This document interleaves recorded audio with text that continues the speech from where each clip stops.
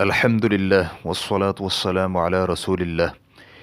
ایک لڑکی کے لیے رمضان میں ناک کے قطرے ڈالنے انتہائی ضروری ہیں، کیا کرے؟ سوال کیا گیا ہے، میں ناک کے ذریعے عرصہ 20 سال سے روزے کی حالت میں اوٹریوین کے قطرے ڈال رہی ہوں۔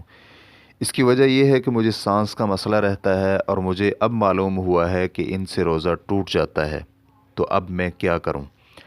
الجواب بعون الوہاب۔ اول، ناک کے قطرے اگر حلق تک نہ پہنچیں تو ان سے روزہ نہیں ٹوٹے گا، تاہم اگر حلق تک پہنچ جائیں تو ان سے روزہ ٹوٹ جائے گا۔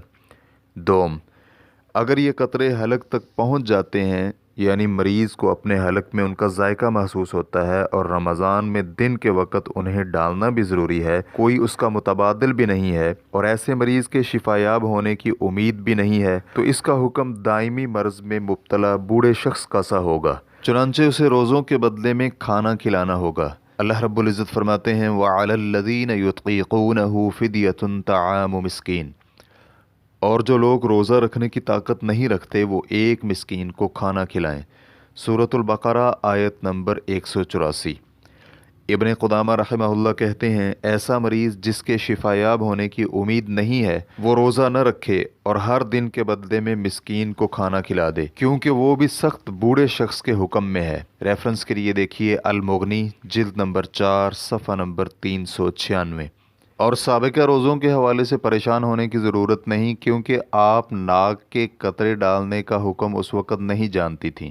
ویسے بھی ناک کے قطروں کے بارے میں اہل علم میں اختلاف پایا جاتا ہے۔ صحیح اور درست بات یہی ہے کہ جو شخص بھی روزہ توڑ دینے والا عمل لا علمی کی وجہ سے کر لے تو اس میں کوئی مذائقہ نہیں ہے۔ ہم اللہ تعالیٰ سے دعا گو ہیں کہ اللہ تعالیٰ آپ کو جلد از جلد شفا یاب فرمائے، آمین۔